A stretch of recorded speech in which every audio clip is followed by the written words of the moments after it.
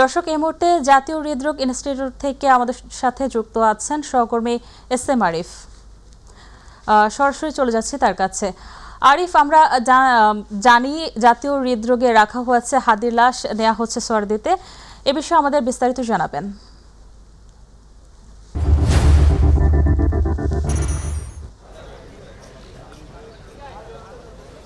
শাইলি 9:45 দিকে ওসমান হাদির মরদেহ ময়নাতদন্তের জন্য এই আমার পিছনে যে মর্গটি রয়েছে শহীদ সোহরাওয়ার্দী মেডিকেল কলেজ হাসপাতাল, সেই মর্গে আনা হয় এবং তার পরপরই আমরা 9:50 নাগাদের দিকে তার ময়নাতদন্ত শুরু হয়।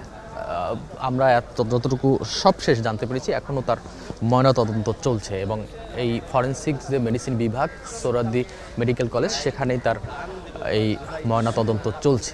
তার এই ময়নাতদন্তের যখন চলছে তখন আমরা দেখেছি যে এই শহীদ সোহরাওয়ার্দী হাসপাতালে এসেছেন প্রধান উপদেষ্টার যে বিশেষ সহকারী ডাক্তার সাইদুর রহমান, অধ্যাপক ডাক্তার সাইদুর রহমান। তিনি কিন্তু এই ময়নাতদন্তের এই যে টিমের সাথে রয়েছেন এবং তিনি সব কিছু আসলে পর্যবেক্ষণ করছেন।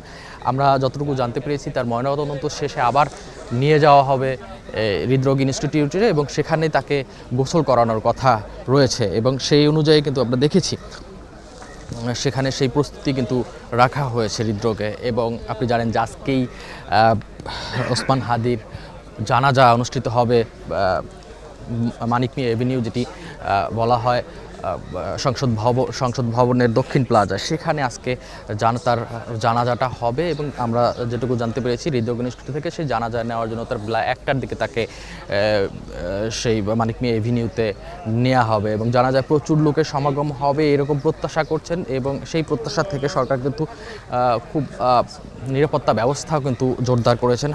জানেন যে হাদি আততায়ীর গুলিতে নিহত হয়েছেন, সেখানে অনেক ধরনের নিরাপত্তার ব্যত্যয় ঘটতে পারে। সে কারণে আমরা দেখেছি মানিক মিয়া এভিনিউতেও কিন্তু নিরাপত্তার ব্যবস্থা জোরদার করা হয়েছে। শুধু মানিক মিয়া এভিনিউ নয়, হাদি সিঙ্গাপুর থেকে ঢাকায় আসার থেকে আমরা দেখেছি নিরাপত্তা বাংলাদেশের যে হাদির যে নিরাপত্তা, হাদির মরদেহের নিরাপত্তা, সেটিও কিন্তু নিশ্চিত করা হয়েছে এবং হাদির মরদেহকে কেন্দ্র করে, মৃত্যুকে কেন্দ্র করে কোনো ধরনের অপ্রীতিকর ঘটনা যেন না হয়, সে কারণে কিন্তু নিরাপত্তা ব্যবস্থা জোরদার করেছে। আমরা এই যে সোহরাওয়ার্দী মেডিকেল কলেজের মর্গের সামনে আছি, এখানেও কিন্তু আমরা দেখেছি কয়েক স্তরের নিরাপত্তা ব্যবস্থা। এখানে পুলিশ রয়েছেন, আনসার রয়েছে, সেই সাথে সেনাবাহিনী আমরা দেখেছি প্রত্যেকটা ইয়াতেই রয়েছেন এবং বিজিবি। এই যে নিরাপত্তা ব্যবস্থা জোরদার করা, সেটি কিন্তু তারা সরকারের পক্ষ থেকে করা হয়েছে। আর যেটি জানিয়েছি যে আজকেই জানাজা শেষে হাজিকে আজকেই সমাহিত করার কথা রয়েছে এবং আমরা যতটুকু জানতে পেরেছি তার জানাজা শেষে তাকে নেওয়া হবে তার প্রিয় ঢাকা ইউনিভার্সিটি, যেখানে তিনি 5 বছর অধ্যয়নরত ছিলেন, সেই ঢাকা ইউনিভার্সিটি তাকে শেষবারের মতো নেওয়া হবে এবং সেই ঢাকা ইউনিভার্সিটির যে কেন্দ্রীয় মসজিদ, সেখানে রাখা হবে তার মরদেহ এবং তারপরেই তাকে সমাহিত করার কথা রয়েছে জাতীয় কবি কাজী নজরুল ইসলামের কবরের পাশে তাকে শায়িত করার কিন্তু এই তথ্যটা রয়েছে। যদিও তাদের পরিবারের পক্ষ থেকে সেটি কিন্তু আবদার করা হয়েছিল, সরকার সেটিতে সায় দিয়েছেন। তো জাতীয় কবি কাজী নজরুল ইসলামের কবরের পাশেই তাকে শায়িত করা হবে, সেটি আমরা জানতে পেরেছি। আর এখানকার এখন কিন্তু ময়নাতদন্তের জন্য হাদির মরদেহ রাখা হয়েছে শহীদ সোহরাওয়ার্দী উদ্যানের সোহরাওয়ার্দী হাসপাতালের মর্গে, সেখানে এখনও ময়নাতদন্ত হাদির চলছে। একটু জানিয়ে রাখি, ওসমান হাদি গত 12ই ডিসেম্বর তিনি কিন্তু গুলিবিদ্ধ হন বিজয়নগরের একটি রাস্তায়।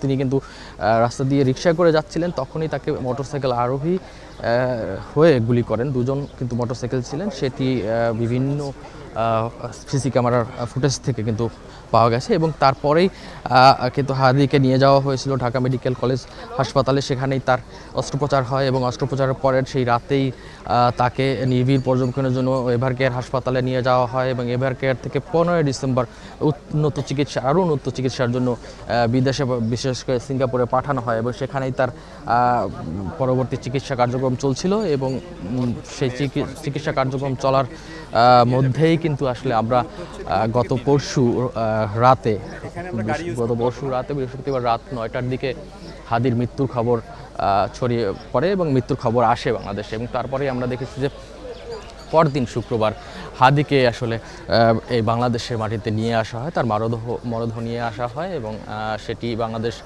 বিমানের একটি বাণিজ্যিক ফ্লাইটে করে তাকে নিয়ে আসা হয়। শুক্রবার 5:48 তাকে এই ঢাকায় তাকে তাকে নিয়ে যে বিমানটি এসেছিল সেটি অবতরণ করে ঢাকা হযরত শাহজালাল বিমানবন্দরে। সেখান থেকে সরাসরি কিন্তু এই হৃদরোগ ইনস্টিটিউশন যে হিমঘর রয়েছে সেই হিমঘরে রাখা হয়েছিল হাদিকে এবং সেখান থেকে আজকে সকালে ময়নাতদন্তের জন্য এখানে এখন রাখা হয়েছে এই সোহরাওয়ার্দী হাসপাতালে। তো এই ছিল আমার কাছে এখান থেকে সর্বশেষ।